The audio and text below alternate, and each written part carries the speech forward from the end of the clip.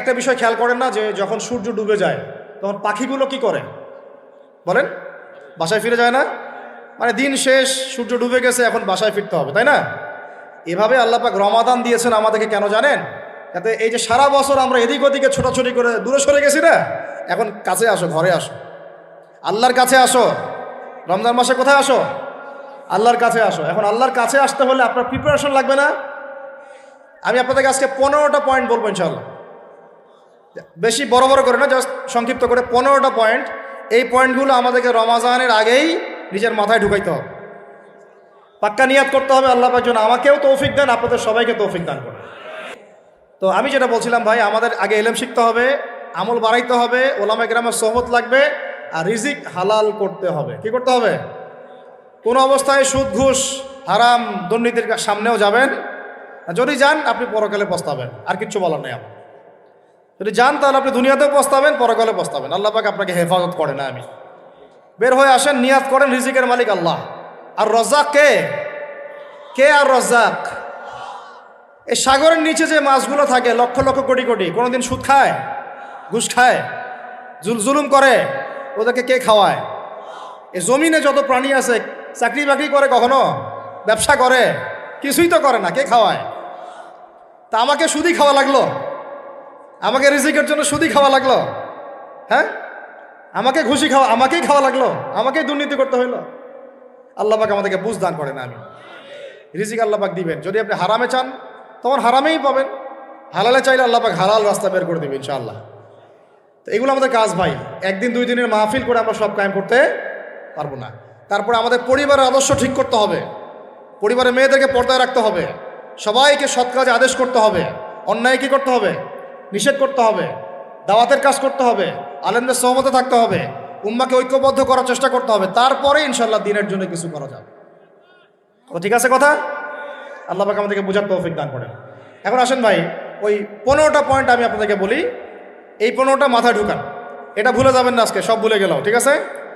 রমাজানের প্রস্তুতি নাম্বার 1, আমার সেটা বলেন। রমাজানের প্রস্তুতি নাম্বার 1 হচ্ছে যত দুনিয়াবি কাজ আছে সেই কাজগুলোকে কমিয়ে ফেলবো।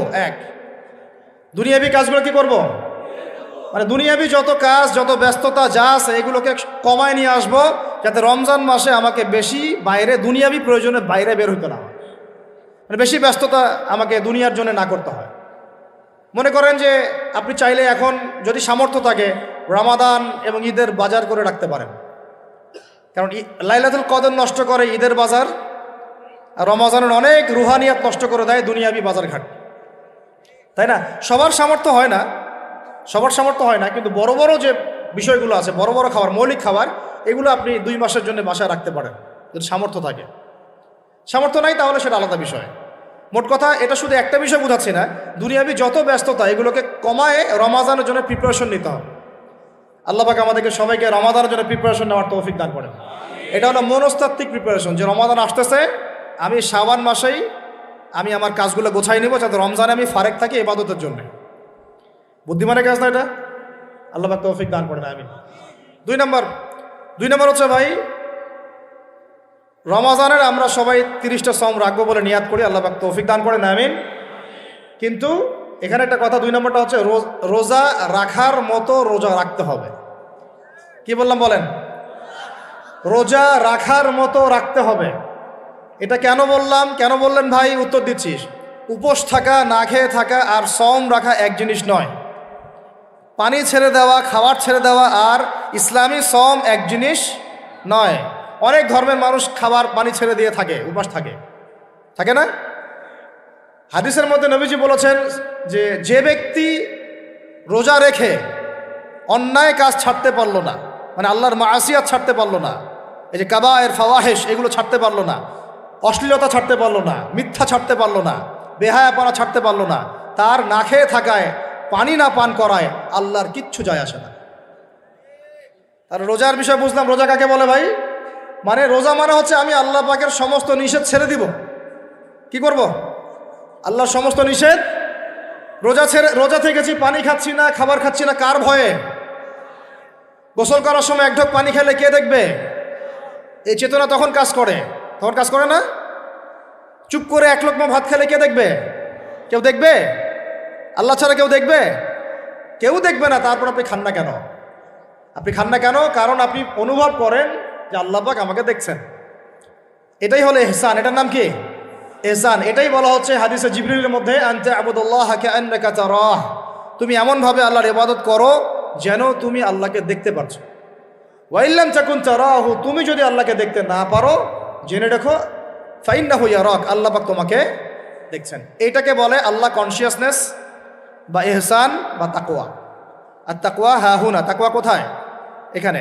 আপনি সওমের আয়াতটা পড়েন, কুতিবা আলাইকুমুস সিয়াম কামা কুতিবা আলাল লাযিনা মিন ক্বাবলিকুম লাআল্লাকুম কি তাত্তাকুন, তোমাদের উপর সওমকে ফরজ করা হয়েছে ঠিক যেমন করে আগের উম্মতদের উপরেও করা হয়েছিল। উদ্দেশ্য হচ্ছে লাআল্লাকুম তাত্তাকুন, যাতে করে তোমরা তাকওয়া অবলম্বন করতে পারো। তাকওয়া মানে আল্লাহ কনসিয়াসনেস। এই যে আমি খাচ্ছি না, পান করতেছি না, আমি বিশ্বাস করি আল্লাহ আমাকে দেখতেছেন, এই তো।